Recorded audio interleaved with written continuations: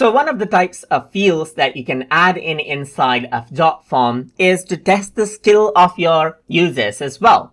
So one of the ways to test the user skill is by using Tic-Tac-Toe Widget, where they can actually play a tic-tac-toe game to prove that they are smart.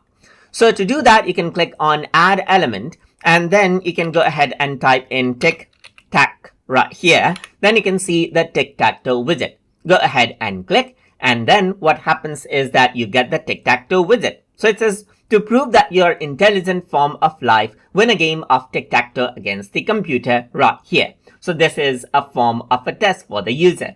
So in the widget setting, you don't really have anything right here. So I'm just going to go around and say, prove that you are intelligent. You can go ahead and make this compulsory. So this becomes like a test for you submitting the form. So let's just go ahead and preview out the form right here, just like this.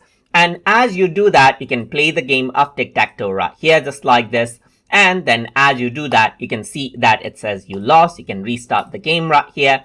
And then you can go ahead and continue as you want.